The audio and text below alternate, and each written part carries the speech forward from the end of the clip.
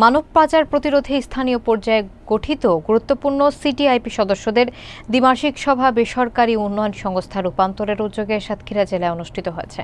সভায় বিদেশ গণমুচ্ছুদের প্রয়োজনীয় ডকুমেন্ট যাচাইয়ের উপর গুরুত্ব আরোপ করা হয় এবং মানব পাচার প্রতিরোধে পুলিশ প্রশাসনের পক্ষ থেকে সর্বাত্মক সহযোগিতার আশ্বাস দেওয়া হয়। মোহাম্মদ মোকাররম বিল্লাহ ইমনের প্রতিবেদনে থাকছে বিস্তারিত। মানব পাচার প্রতিরোধে স্থানীয় পর্যায়ে গঠিত গুরুত্বপূর্ণ সিটিআইপি সদস্যদের এক দ্বিমাসিক সভা বেসরকারি উন্নয়ন সংস্থা রূপান্তরের উদ্যোগে সাতক্ষীরা জেলায় অনুষ্ঠিত হয়েছে।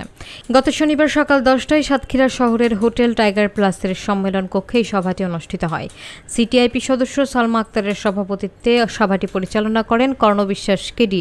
অনুষ্ঠানে প্রধান অতিথি ছিলেন ইটাগাছা পুলিশ ফাঁড়ির ইন্সপেক্টর শাফিউল ইসলাম পাটোয়ারি। প্রধান অতিথি তার বক্তব্যে বিদেশ গমনেচ্ছুদের উদ্দেশ্যে গুরুত্বপূর্ণ পরামর্শ দেন। তিনি বলেন, বৈধভাবে বিদেশ যাওয়ার ক্ষেত্রে প্রয়োজনীয় সকল ডকুমেন্টস অবশ্যই যথাযথভাবে যাচাই বাছাই করে নেওয়া উচিত। তিনি মানব পাচার রোধে সচেতনতা বৃদ্ধি এবং পাচারের শিকার ভুক্তভোগীদের আইনি সহায়তা নিশ্চিত করার জন্য পুলিশ প্রশাসন কর্তৃক সর্বাত্মক সহযোগিতার আশ্বাস দেন।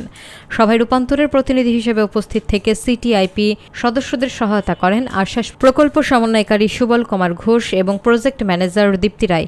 বক্তারা মানব পাচারের ঝুঁকিতে থাকা ব্যক্তিদের সুরক্ষার জন্য প্রতিরোধমূলক কর্মসূচির ওপর জোর দেন। ভুক্তভোগীদের শনাক্তকরণ, স্থানীয়দের সক্রিয় সহযোগিতা কামনা করেন। অংশগ্রহণকারীরা ঐক্যবদ্ধভাবে কাজ করার প্রতিশ্রুতি ব্যক্ত করেন এবং আগামী 2 মাসের জন্য তাদের সুনির্দিষ্ট কর্মপরিকল্পনা সভায় চূড়ান্ত করা হয়। উল্লেখ্য, আন্তর্জাতিক উন্নয়ন সংস্থা এসডিসির অর্থায়নে এবং ওয়েনজং ইন্টারন্যাশনালের বাস্তবায়নে আশ্বাস প্রকল্পের আওতায় রূপান্তর মাঠ পর্যায়ে এই কাজটি করছে। স্কুল ক্যাম্পেইন, ধান বৈঠক, চায়ের দোকানে, বন্ধু বান্ধবের সাথে আড্ডা সহ বিভিন্ন বিশেষ করে সোশ্যাল মিডিয়ায় পোস্টারিং এর মাধ্যমে আমরা সাধারণ মানুষকে অ্যাওয়ার করার চেষ্টা করছি যাতে তারা নিরাপদ অভিবাসনটা মেনে বিদেশে যায়।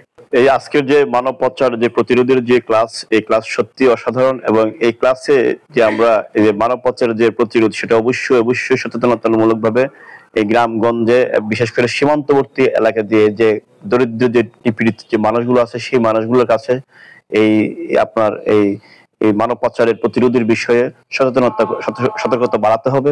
যেসব দালালরা স্থানীয়ভাবে এই কাজে নিয়োজিত তাদেরকে শনাক্ত করছে।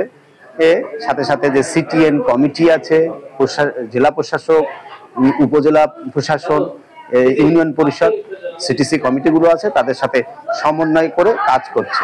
আমরা আশা করছি যে সম্মিলিত উদ্যোগের ফলে সাতক্ষীরা থেকে মানব পাচার কমে আসবে।